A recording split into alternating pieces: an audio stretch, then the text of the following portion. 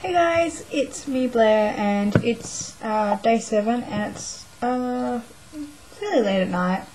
I just got back from the city a few hours ago, and we went book shopping, me and my partner, and we also went to have some awesome burgers at Grilled, which is just so tasty. But yeah, we went to 3 bookshops, which was Book Grocer, which was having a $5 sale, Allbooked for $5, and we went to Minotaur, I'm pretty sure it's called, and it's a fantasy sci-fi bookshop where things are a lot more expensive.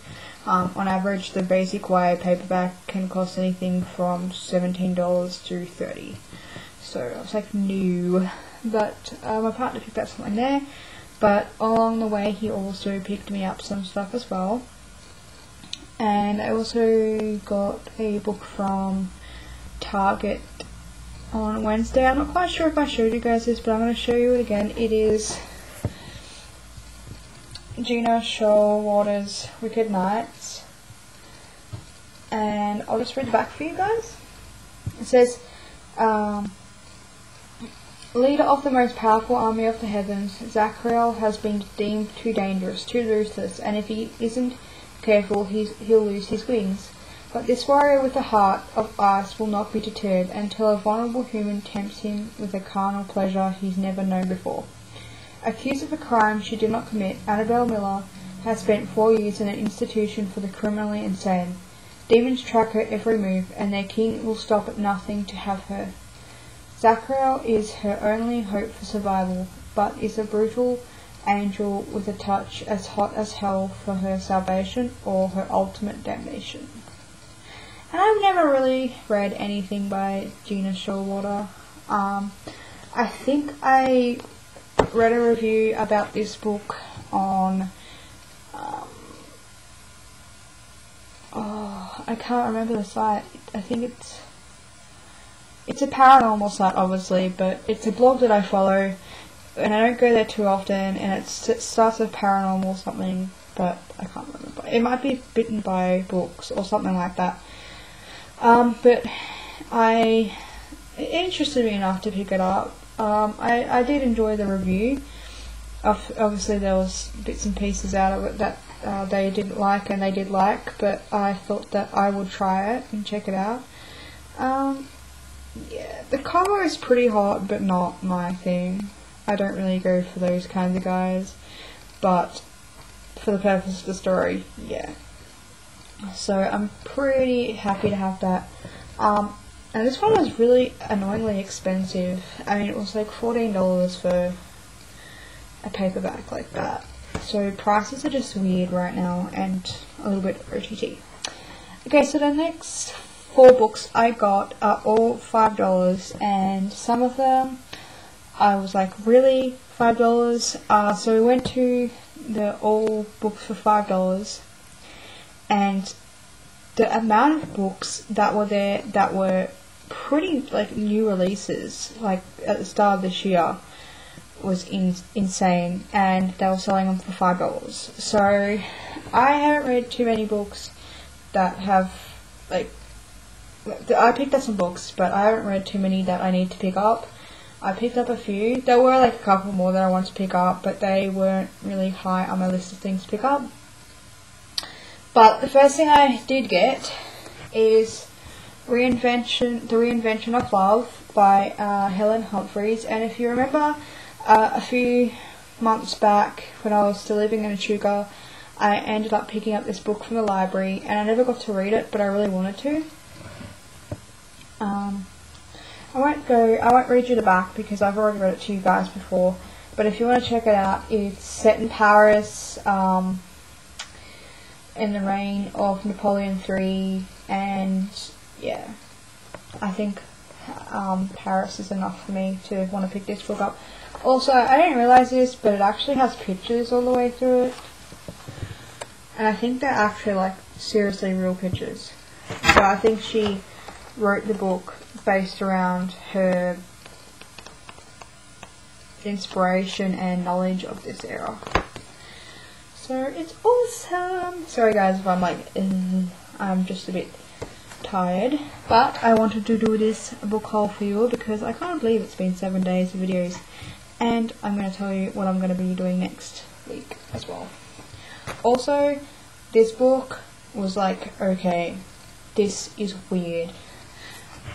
I picked up Pandemonium by Lauren Oliver for $5. Granted, it's paperback, but over here, you're going to be hard pressed to pay about $16 for this. So, it's brand new, it's not used, it hasn't been read. It will be read when I finish reading, or when I start reading Pandemonium, Delirium, Doop.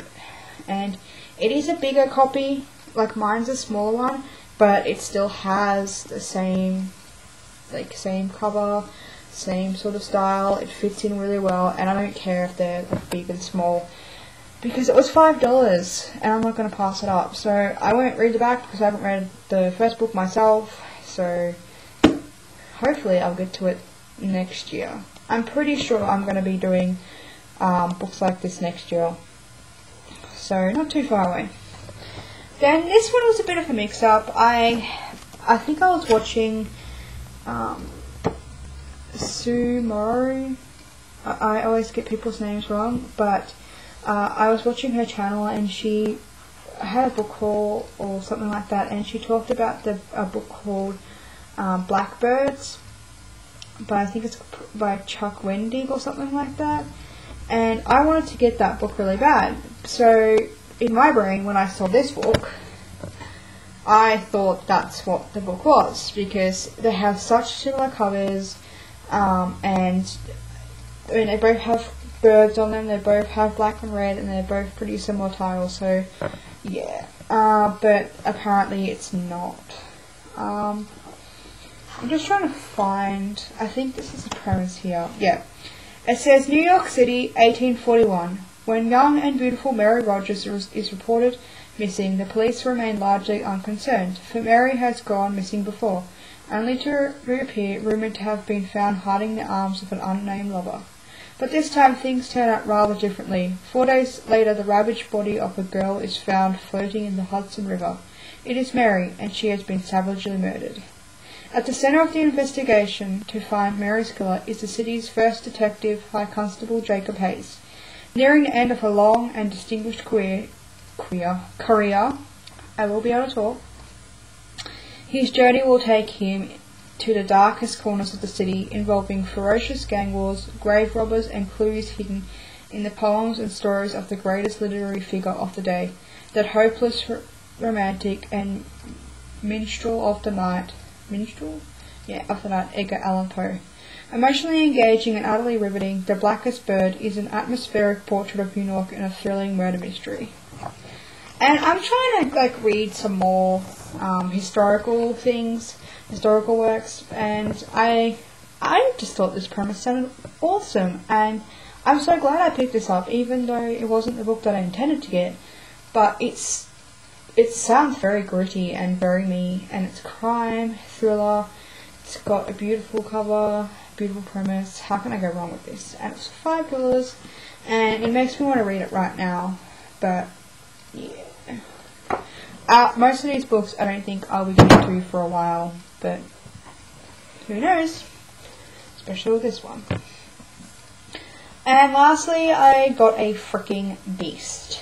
This one's been going around the circuit a lot lately, and I have had it on my wish list for a while, so when I saw it there at the book grocers for $5, I'm like, hell yeah, why not? You know, I'll get to it eventually, and if I keep looking at it, I'll probably get to it sooner. And that is Jonathan Strange and Mr. Norrell, a novel.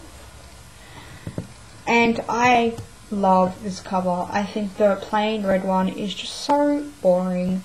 I would not buy it at all. And funnily enough, I went to Minotaur and saw the red one for like $25. And I'm like, hell yeah, I scored with a really beautiful, beautiful book. And for so much cheaper. Now, I'll read you the back of this one. I will try, because it's very heavy.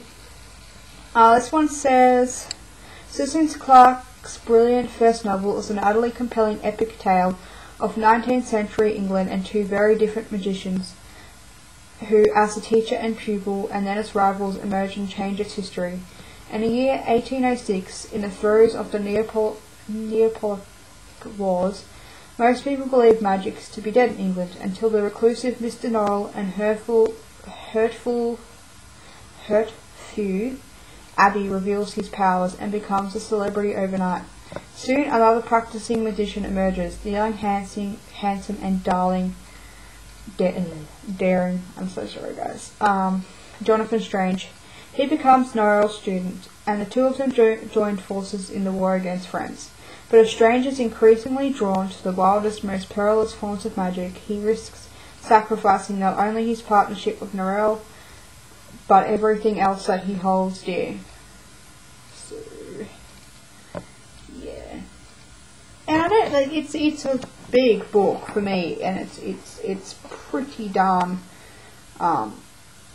hefty, and I think it has footnotes as well, which is weird for me, but it has pictures too, and they're pretty. So for $5, I just was like, yeah, hell yeah, I'll pick it up. I wanted to pick it up before, so I picked it up. Okay, so that's my tired book haul and a tired end to the week. It has been an exhausting week for me, but I am planning on doing a topic video, or like a series of videos next week, hopefully 7 days worth of them, and it will be book tags and topics. So I'll be going through most of the book tags that I wanted to do and doing any topic videos, or just bringing up topics for myself, and hopefully I'll be able to do that for the next 7 days as well. I'd really like to. I think it's better off if I film these videos in the morning so I'm not so tired, but we'll see. So I want to thank you all for joining me this week, and thank you to all the new people who have come over to my channel and left me beautiful comments, as well as all the others who have stuck with me through a lot of the months, and I really appreciate it. So I hope you join me next week, and I shall see you soon. Bye.